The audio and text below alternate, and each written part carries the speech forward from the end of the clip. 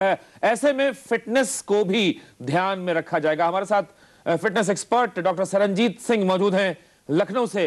Doctor साहब, आपका स्वागत है। आपने देखा ही किस तरह से खिलाड़ी एक के बाद एक लगातार जख्मी हो रहे हैं। सचिन तेंदुलकर भी अब साउथ अफ्रीका से वापस आ रहे हैं। कितनी ज्यादा परेशानी का विषय है ये वर्ल्ड कप को देखते हुए?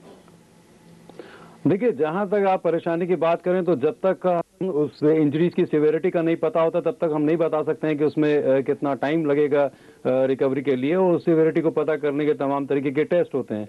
लेकिन जहां तक ज्यादातर खिलाड़ियों की बात करें तो मुझे लगता है कि ये इंजरी से ज्यादा एक बर्नआउट है, और तमाम तरीके के ऐसे रिकवरी की कई ऐसे मेथड्स हैं जिन मेथड्स के थ्रू बहुत आसानी से रिकवरी हो सकती है। काफ़ी अच्छा टाइम है अभी हमारे पास, और कई ऐसी थेरेपेटिक मोडालिटीज़ हैं जिनके इस्तेमाल से इनकी रिकवरी फास्ट हो सकती है अगर ये प्रॉपर डाइट वगैरह भी लें, प्रॉपर रेस्ट लेते हैं, और कुछ साइकोलॉजिकल टेक्निक्स भी होती हैं और मैं जानता हूं कि उनका इस्तेमाल किया जाता है, और काफ़ी टाइम है हमारे पास, हम बहुत आसानी से हमारे प्लेयर्स रिकवर हो सकते हैं।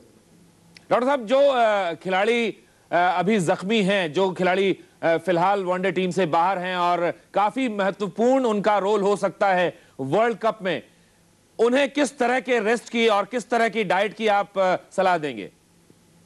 देखिए, जहां तक जैसे मैंने पहले आपको बताया कि तमाम तरीके की थेरेपेटिक मोडालिटीज हैं। अब इसमें एक्यूपंक्चर है, एक्यूप्रेशर है, रोल्फिंग है, रिफ्लेक्सोलॉजी है, एलेक्जेंड्रा टेक्निक्स हैं, और क्रायोथेरेपी है। तमाम तरीके की ऐसी थेरेपीज हैं। कुछ इलेक्ट्रिकल स्टिमुलेशंस भी होते हैं जिनका इस्तेमाल किया जाता है रिकवरी एबिलिटीज को फास्ट करने के लिए।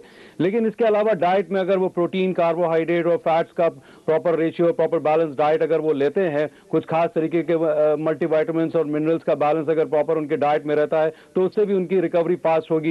इसी तरीके से तमाम तरीके के रेस्ट और कुछ मेंटल इमेजरी टेक्निक्स वगैरह होती हैं जिनके थ्रू भी उनकी रिकवरी एबिलिटीज बहुत जल्दी इंप्रूव हो सकती हैं। तो इस तरीके की तमाम चीजें हैं जिन्हें इस्तेमाल किया जा सकता है। गया है जी, बिल्कुल। और वर्ल्ड कप के लिए टीम का ऐलान हो चुका है, खिलाड़ियों के नामों का खुलासा हो चुका है। हम आपको बताने जा रहे हैं कि कौन है वो नाम जो वर्ल्ड कप के 15 जो नाम हैं भारतीय खिलाड़ियों के, वो नाम जो हैं आप देख सकते हैं। यानी रोहित शर्मा जो हैं वो टीम में नहीं है। जी बिल्कुल। हरभजन सिंह, अश्विन, पीयूष चावला, अश्विन और पीयूष चावला दोनों को टीम में रखा गया है। अभी धोनी, सहवाग, सचिन टीम में शामिल है।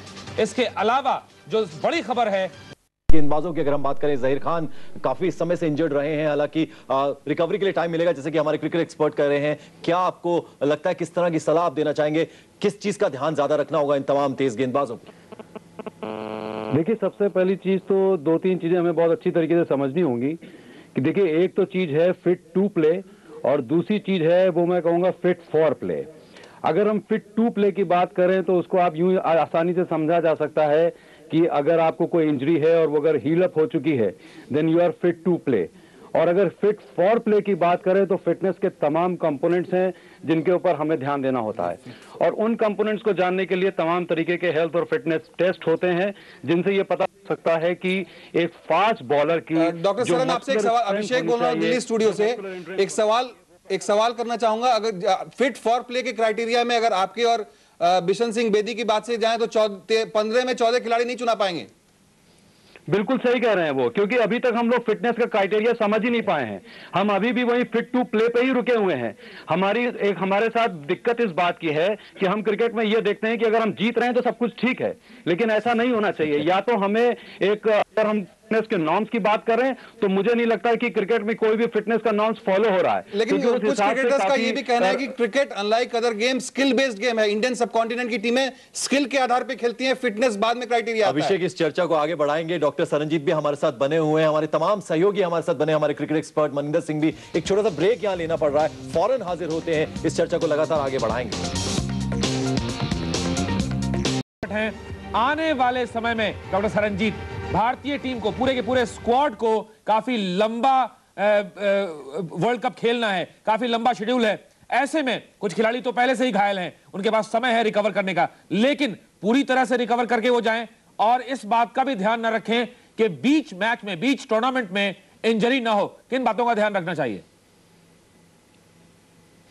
देखिए, सबसे पहली बात तो जैसे हम अभी पहले भी बात कर रहे थे फिट टू प्ले और फिट फॉर प्ले की।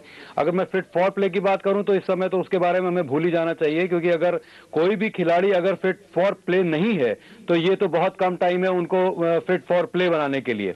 लेकिन जहां तक फिट टू प्ले की बात अगर मैं करूं तो हमारे पास सफिशिएंट टाइम है, तमाम तरीके की थेरेपेटिक मोडालिटीज हैं, तमाम तरीके के ऐसे तरीके हैं जैसे मैंने बताया कि सर्टेन डाइटरी चेंजेस कुछ करके और तमाम तरीके के साइकोलॉजिकल टेक्निक के थ्रू बहुत आसानी से उनकी रिकवरी इंप्रूव करी जा सकती है और वो बहुत बेहतर परफॉर्म कर सकते हैं अपने आने वाले मैचेस में।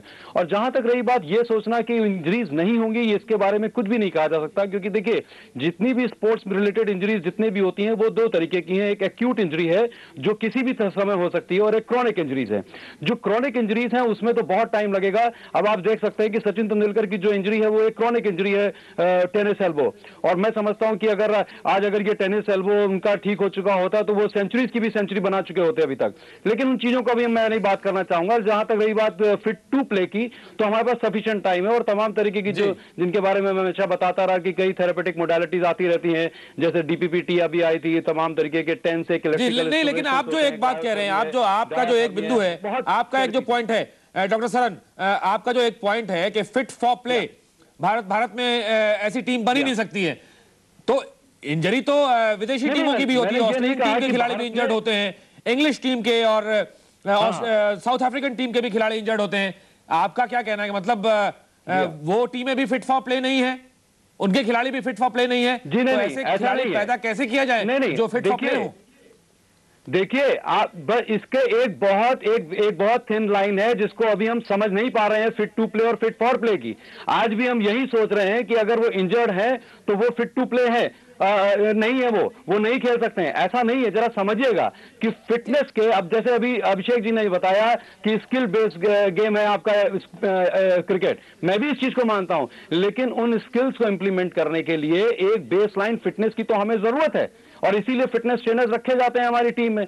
अब बेसलाइन फिटनेस, जो फिटनेस के मेन कंपोनेंट्स, अब आपने ये बात शुरू करी है फिट फॉर प्ले की, तो मैं आपको बताऊं कि फिटनेस के कुछ खास कंपोनेंट्स होते हैं जो एक फास्ट बॉलर का अलग होगा, एक मीडियम पेस बॉलर का अलग होगा और एक स्पिनर का अलग होगा और इवन बैट्समैन का भी अलग होगा। उनका स्ट्रेंथ लेवल कितना है, उनका मस्कुलर एंड्योरेंस, उनका कार्डियोवैस्कुलर एंड्योरेंस, उनके सर्टेन जॉइंट्स की फ्लेक्सिबिलिटी कितनी है, उनका बॉडी का पोस्चर, बॉडी बैलेंस, इस तरीके के उनका रिएक्शन टाइम, इस तरीके के तमाम हेल्थ और फिटनेस असेसमेंट्स होते हैं जिनमें यह पता किया जाता है कि जो उनके जो नॉर्म्स बने हुए हैं, सपोज अगर एक फास्ट बॉलर की बात जहां तक हम करें तो उसका जो इन फिटनेस कंपोनेंट्स का जो लेवल होना चाहिए, अगर वो लेवल है तो वो फिट फॉर प्ले है। लेकिन ये समझिए कि इंजरी उनको भी हो सकती है, जहां तक ऑस्ट्रेलिया की आप बात कर रहे हैं। बिल्कुल, तो इंजरी होगी नहीं ऐसा तो नहीं हो सकता क्योंकि सुपरमैन नहीं है। खैर, हमारे साथ इस चर्चा में जुड़ने के लिए डॉक्टर सरन आपका भी बहुत बहुत शुक्रिया, साथ ही साथ हमारे सहयोगी विमल हमारे साथ जुड़े, उनका भी बहुत शुक्रिया, और मनिंदर आपका भी बहुत बहुत शुक्रिया।